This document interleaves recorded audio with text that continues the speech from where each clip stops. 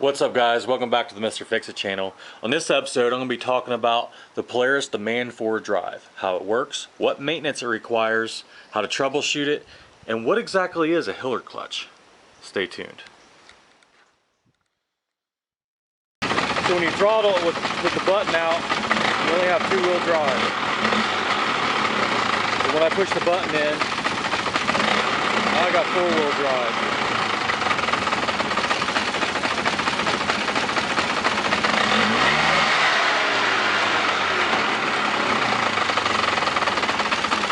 Okay, this is the demand 4 hub. You might be more familiar with the differential where the four-wheel drive system is in the front diff. My quad utilizes the hubs to lock up the four-wheel drive. So this is the front axle and this is your CV joint. Okay, I just got the boot removed. So if I spin this axle, it's completely neutral. Everything is free to spin. But when I take 12-volt power and I connect it to the four-wheel drive system, now all of a sudden it can lock up. Okay, how does this work? In order for me to really demonstrate how this works, I need to take it apart.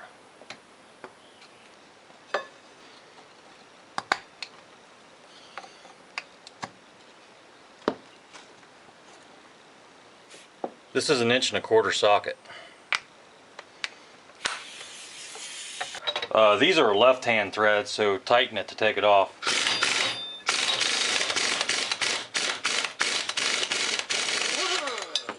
Alright, there's a washer. Okay, there's your first bearing. So I should be able to lift this off of here now.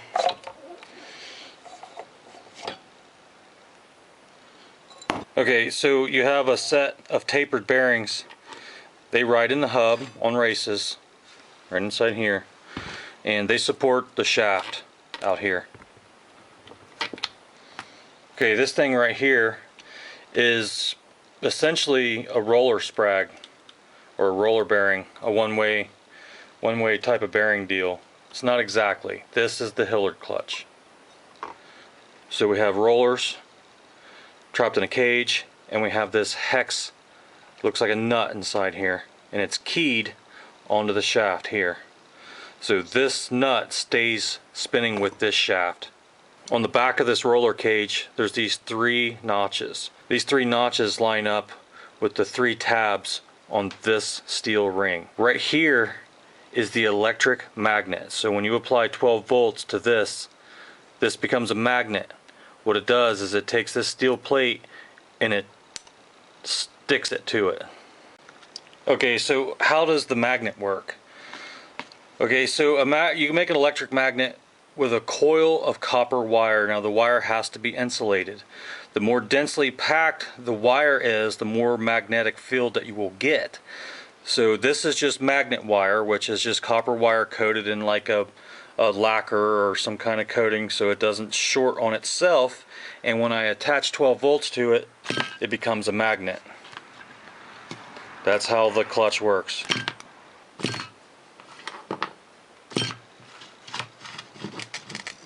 See if I can demonstrate this. So when I apply a battery voltage, that becomes a magnet. So when you line up that tab in that notch here, and you apply a magnetic force to this disc, what it's going to do is it's going to take this hex nut looking thing in here and it's going to force it against these rollers. So these rollers are going to ride up and over those hexes. Okay, so inside the hub is the other part where this caged bearing setup rolls against, right here on this surface. So as these rollers come away from the center shaft, they bind into the hub and rotate the hub. And that's all it takes to make this work. When there's no magnetic force applied, this will stay in a neutral position, which enables you to have two-wheel drive. Okay, this whole hub assembly, everything inside here is submerged in fluid. Now the fluid Polaris recommends is this fluid right here, demand drive fluid. for hubs and centralized Hillard clutches. So it's all sealed up. The end cap is part of that seal. So there's O-rings on this cap. Of course, these are missing, but there should be 2 O-rings in these grooves on this cap that seals this end. And there's a seal in this hub right here. It seals on this surface here. So sometimes this can get a groove in it from the seal riding on it and it'll leak. So you may have to change the magnetic coil as well as the seal to make this leak stop. Now on the back side, if I pull out the axle and I remove the entire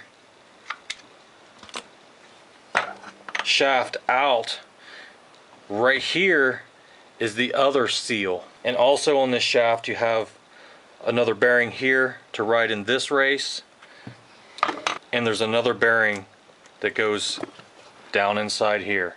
Okay, this ring here, this is the magnet coil. This is filled with copper windings.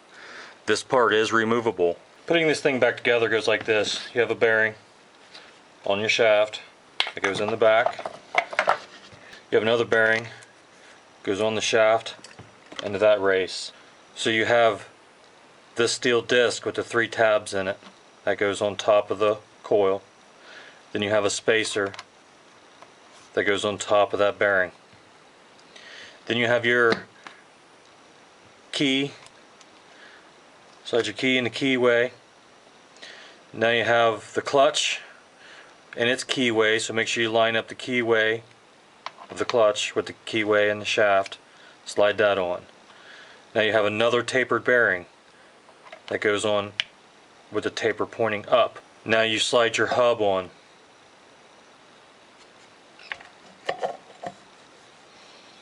You have another bearing, its taper goes down. Then you have the washer. The washer has a key in it that's got to fit in the keyway. So on this side you have a left-handed thread or a reverse thread, so you're going to want to loosen it to tighten it. Reinstall the cap. Okay, in the hub you have a screw called a grub screw. This is an Allen head, and this wrench is a 3/16. If this has never been out of here before, you may have to apply a little bit of heat because it may be stuck. So remove this plug, and this is how you fill and drain the fluid. There's a magnet on the end that collects all the metal debris. Okay, if you don't have any signs of oil leakage here, or back here, then there should be fluid in this unit. If you are leaking from any of these 3 places, you will have to take this apart. If it's leaking from here, that's easy enough. You pop this cap off, replace a couple O-rings. If it's leaking back in the back, then you have to take all this apart and replace the seals. If it's leaking from here, you just tighten it down just a little bit more. So other than replacing the seals, the only service you really need to do to this is change this fluid. Check the magnet. You can see there's some magnetic debris in there. And I'm just going to roll this hub over and drain that fluid into a bucket. Let that drip for a while. There's not a whole lot of fluid in there, so you want to try to get as much of that out as possible. Okay, now the refill process is pretty simple. I just got one of these bottles here, and you want to hold this hole at a 4 o'clock position and then fill until it comes back out.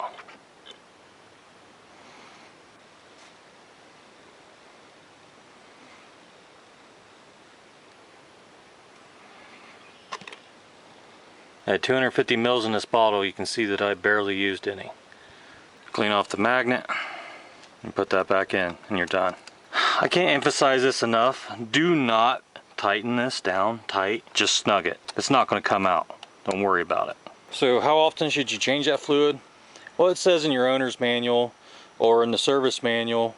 You can find the information online. For me, I don't ride this thing a lot. I don't trail ride. This is my workhorse right here. It does firewood and drags trees, so I don't do a lot of miles per se. So I change mine every year, maybe 2 years. If you ride yours a lot, I would change that stuff every 3 to 6 months. You saw how much fluid I put in there. It doesn't take much. The bottle's expensive, but that one bottle will change the fluid, what, 30 sometimes, maybe more. Okay, so what makes the on-demand drive system better or worse? What's its pros and what's its cons? So in order for me to explain the pros and cons, you need to understand this. So when you turn, the outside wheels need to travel further than the inside wheels. So this is an 1.5-inch circle and this is a 2.5-inch circle. So the distance traveled all the way around this circle is 4.71 inches. The distance traveled all the way around this circle is 7.85 inches, which is a difference of 3.14 inches. So if all 4 of your wheels were locked to spin together, there's going to be a lot of friction and forces trying to make this want to go straight instead of turn. Now the on-demand drive is what's called an all-wheel drive. All-wheel drive and four-wheel drive are different, and that a four-wheel drive that all 4 tires turn under power, technically they have the potential of all 4 turning under the same power, same torque. But a four-wheel drive system, say like in an ATV, most cases the rear axle is going to be locked, or it's going to have a solid axle. So both these tires will turn with the same amount of torque. Neither one will spin differentially of the other.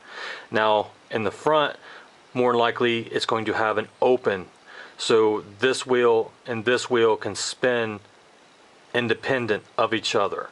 Okay, so when the power comes out of your transmission to the front differential, it will send power to the wheel that has the least amount of traction. So in a perfect world, both these wheels had the exact same amount of traction, both tires will turn, and they will share 50% of the power that's sent to the front diff. But we don't live in a perfect world. We know that there's going to be some slippery underneath this tire and something solid under this tire. So what's going to happen is this tire is going to spin and this tire is not going to transmit any torque. Although we have a locked rear, so both rear tires are going to transmit power. So we'll only have 3-wheel drive unless it's a perfect world. So in an all-wheel drive system, in your ATV, say, let's just take the Polaris for instance, we have a locked or solid rear axle. We also have a locked front axle, but as we talked about before, it's hard to turn when both axles are locked.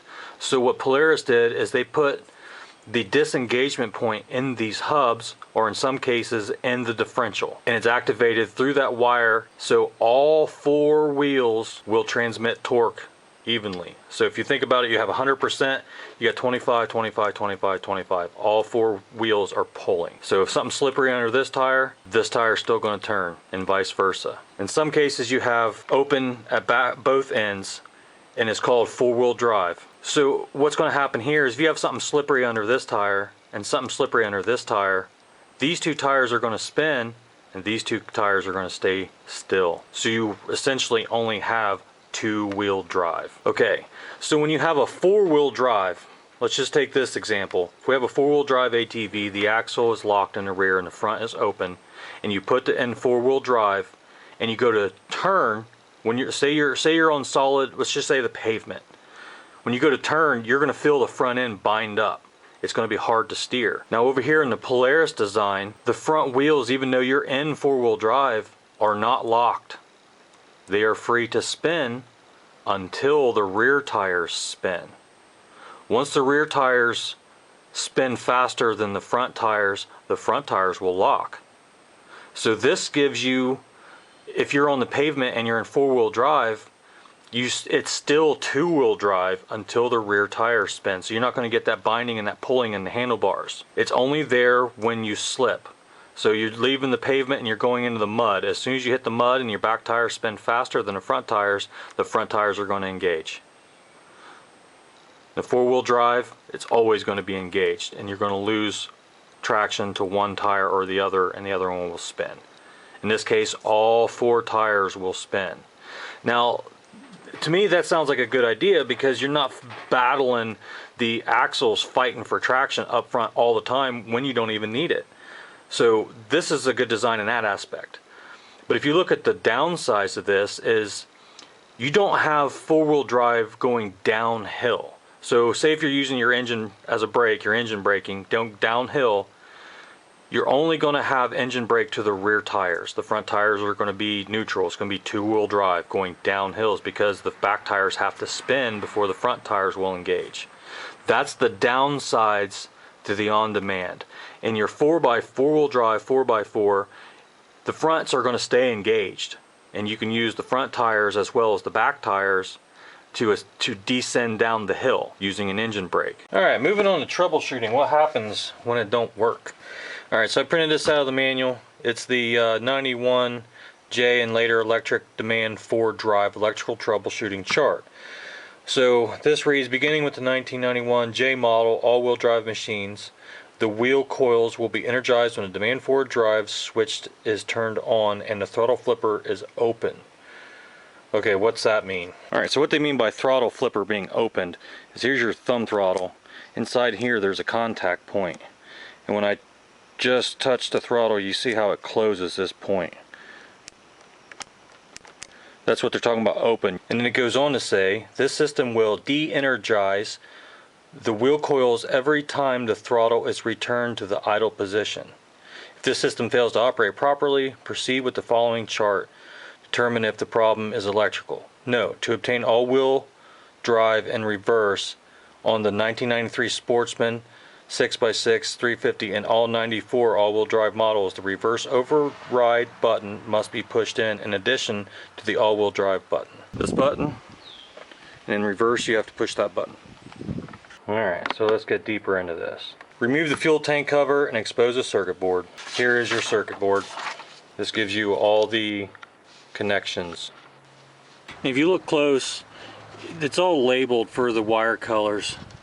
You got W for white, you got green/W for green, white. If you have a Scrambler or an Explorer 95, that's what that board looks like. It's under the front, not the side like the 400L 4x4. On my 94 400L, it's right here. Buried behind this spaghetti. When the electrical multimeter is set to DC volts, place the red tester lead on the circuit board red terminal and the black tester lead on the brown terminal. Reading should be 12 volts or more. Okay, so the red and the brown. So we got red right there, battery fused, that's hot.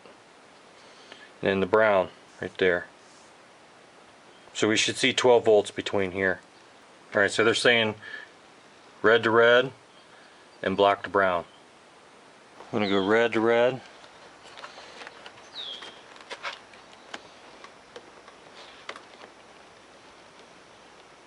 And the brown. 12.565. Okay, so yes, we had 12 volts here, but what if we didn't? It says check the battery condition, check the state of the charge, check the circuit breaker, check the ground and the wires connecting the battery to the circuit board. Okay, so check battery condition. Yep, it's there. What about check connections? Well, you got these connections. You got this connection that runs down to the ground and grounds to the frame.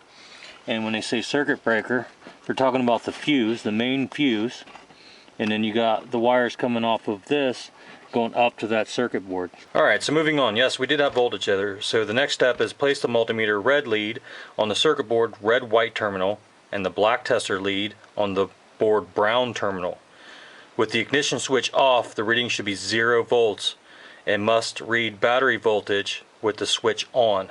Does it? Okay, so they want you to put the red lead on the red-white strip here, which is all these here, and then the black lead on the brown, which is all of these on this side here. So what if we don't? What if this doesn't happen? It says check the ignition switch and its lead wires for a proper terminal location. Repair, relocate, or replace the switch as required. So test your switch or replace the switch. Alright, moving on. Place the multimeter red lead on the electrical circuit board gray terminal and the black lead on the brown terminal. Turn the demand switch to the on position with the throttle closed. The reading should be 0 volts and the battery voltage with the throttle opened. Okay, if it didn't, check the demand Ford drive switch wires for the proper board placement. And then the 91 and 92J models, check continuity between the switch gray and the gray-white wires. The reading should be open circuit with the switch off and less than 5 ohms with the switch on. Repair or replace if necessary. Alright, so make sure your switch is on. You're in forward, high or low. Make sure your all-wheel drive switch is pushed in, and then you're gonna flip the throttle and see if your numbers change. Okay, that's fine and dandy, but what happens if I do got voltage changes there? So remove the small gray wheel coil wires from the circuit board and measure the resistance between each of the gray wires and the circuit board brown terminal. The reading should be between 25 to 30 ohms. Measure the resistance between the gray wire and the strut casing. This reading must be an open circuit. Is it? Well, what do they mean by that? Okay, they want you to disconnect the gray wires. Now, the coil wires are the tiny, skinny, little itty bitty gray wires. There's one right there. They're the skinniest wires in here, the smallest wires in here. Disconnect these two wires, and then the brown wires, here's the other side of that coil. Here's the other wire. And the strut casing. There shouldn't be nothing there. So basically what you're doing is you're just taking an ohms reading across the two wires to the coil. Okay, what happened? Did you get the proper ohms? Was it shorted to ground? Repair or replace the wheel coils as required. See the demand for drive section in chapter 5 of this manual for coil replacement. Really, the most common problems you're going to have is going to be on this connection panel, you know, corrosion, or you've gotten a stick lodged up in here and you've ripped this wire off. This wire feeds up through this, and then they come up right into here. So that's pretty much going to be the only problems you have. That switch is pretty good. You're not really going to have any problems with that switch. These key switches, they are problematic. So yeah, that might be that. More than likely, you've got corrosion here, or that wire has been broken. Okay, but you're saying, alright, so what if all the wiring checks out and it still doesn't work? Well, your problem more than likely is right here. This metal disc with these 3 tabs. I have seen this happen, not a lot, but these 3 tabs will just get ripped off of there, and then there's nothing to lock up the Hillard clutch. So if that happens, then you'll have to replace this, so which means you have to tear it all down. It's not common, but it does happen. I would say it happens more or less somebody else took it apart and didn't reassemble it correctly. That's probably how this would get damaged, because I don't see how this magnet could hold this ring tight enough to strip these lugs off of here. So more than likely that was an installation error. The only other thing is if this thing runs dry. Now if you know what it feels like to go in dry, then you know what I'm talking about here. This stuff has to be lubricated, so if it's dry, it's all going to cook, and it could possibly weld this to the coil, and that could strip the lugs off, because this thing is slipping in here as you're rolling in 4-wheel drive. It's doing this, it's spinning against this. So if there's not enough lubrication in there, then you're going to burn this up. Alright guys, well that's everything I know about the old on-demand Ford drive systems. If I left anything out, feel free to drop it in the comment box. And if you like this video, please give it a thumbs up, consider subscribing, and I'll catch you on the next one. Thanks for watching.